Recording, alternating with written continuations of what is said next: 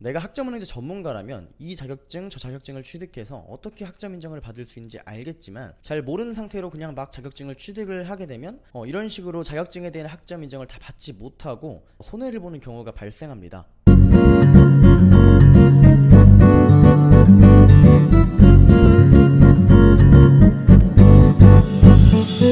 네, 안녕하세요. 레오멘토입니다. 오늘은 학점은행제 과정을 진행할 때 기간 단축을 위해서라면 자격증 취득 기본적으로 병행이 되는 과정이죠. 전공별로 기간 단축할 때 취득한 자격증이 어느 정도 정해져 있는 부분들이 물론 있습니다만 학점은행제 과정을 시작하기 전에 이미 내가 보유하고 있는 자격증이 있는 분들도 있을 거고, 아니면 꼭 학점은행제를 위해서 취득하는 게 아니라 학점은행제 과정에서 학점 인정도 받으면서 내가 개인적으로 취득하고자 하는 자격증이 어떤 전공에서 몇 학점으로 인정되는지에 대해서 알아보고 싶은 분들이 계실 겁니다. 오늘은 이러한 분들을 위해서 자격증이 학점은행제 과정에서 어떤 전공으로 인정받고 또 몇 학점을 인정받는지, 그리고 자격증을 2개 이상 인정받고 싶은데 전부 다 학점 인정이 되는지, 이러한 부분들을 다 확인할 수 있는 방법을 국가평생교육진흥원 홈페이지를 활용해서 학점은행제 자격증 관련 확인법에 대해 보여드리도록 하겠습니다. 자, 먼저 학점은행제 소개에서 학점 인정 대상을 클릭합니다.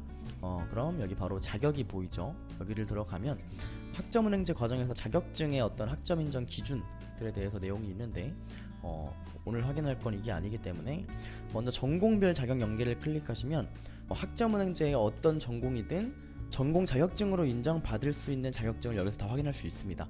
예를 들면 경영학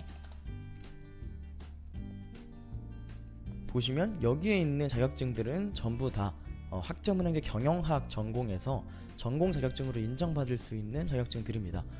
그래서 자격증별로 분류와 직무번호가 다 정해져 있는데 예를 들면 경영학 과정을 진행할 때 가장 많이 취득하는 자격증인 매경 테스트와 한경 테스트의 자격증이 있는데, 매경 테스트의 분류는 경영회계 사무 그리고 경영경제로 되어 있고 직무번호가 01번입니다.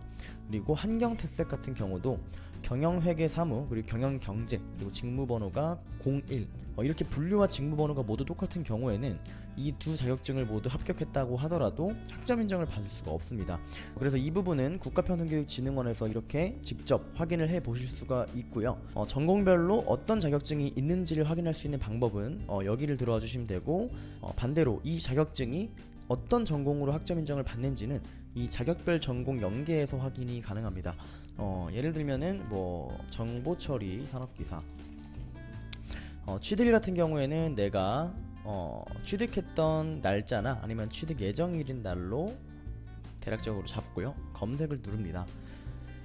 그럼 이렇게 나오는데 여기서 클릭을 해보시면 자, 자격증명 정보처리 산업기사 인정학점 16학점, 그리고 이 학사 과정에서는 컴퓨터공학, 정보통신공학, 정보보호학, 멀티미디어학 이 전공들이 전공학점으로 인정을 받을 수 있다라는 얘기고, 전문학사 과정에서는 굉장히 전공이 많죠. 거의 다 IT 계열의 전공인데 이 전공들이 이 정보처리 산업기사를 전공학점으로 인정해준다, 전공 자격증이다 라는 의미입니다. 그래서 내가 취득한 자격증 혹은 내가 준비하고자 하는 자격증이 어떤 전공의 전공 자격증으로 인정받는지는 이렇게 자격별 전공 연계에서 확인을 해주시면 되고요. 그리고 아까 말씀드렸던 부분, 이제 분류와 직무번호가 같을 때 학점 인정이 같이 안 된다, 둘 중 하나만 된다라고 말씀을 드렸는데 이 부분을 직접적으로 확인할 수 있는 방법은 여기 자격 학점 환산에 있습니다. 내가 학점은행제로 진행하고자 하는 전공을 검색을 해주시고, 예를 들면 컴퓨터공학, 그리고 자격증명을 이제 넣어줍니다. 정보처리 산업기사 취득일도 예정일이나 아니면 내가 취득했던 날로 정해주시고요. 그리고 추가, 그리고 또 하나, 이번엔 정보처리 기사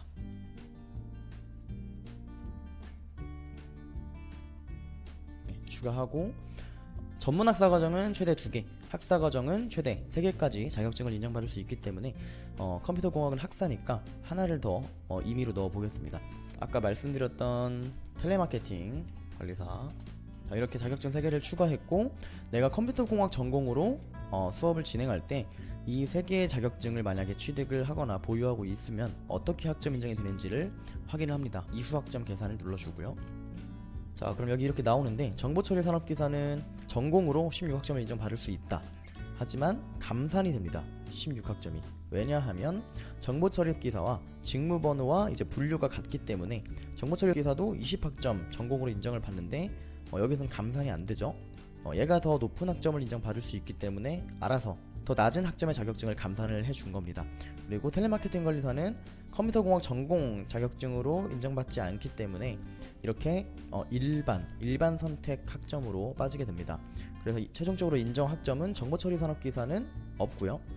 정보처리기사는 전공으로 20학점, 그리고 텔레마케팅 관리사는 일반으로 18학점, 20학점과 18학점을 인정받아서 최종적으로 38학점을 인정받을 수 있다는 의미입니다. 만약에 정보처리 산업기사가 아니라 다른 컴퓨터공학 관련 전공 자격증을 여기 넣었으면 감산이 되지 않고 전부 다 학점 인정을 받아서 계산이 나왔을 겁니다. 그래서 이런 식으로 또 확인이 가능하기 때문에 국가평생교육진흥원이라는 홈페이지를 통해서 자격증 과정을 병행할 때에는 이런 부분들을 전부 다 확인할 수 있으니까 이러한 부분들을 알아보고 싶을 때에는 이런 식으로 활용을 해주시면 되겠습니다.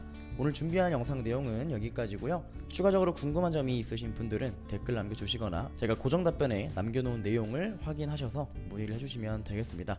영상 내용이 도움이 되셨다면 구독과 좋아요 그리고 알림 설정까지 부탁드리고요. 전 지금까지 바빠TV의 레오멘토였습니다. 감사합니다.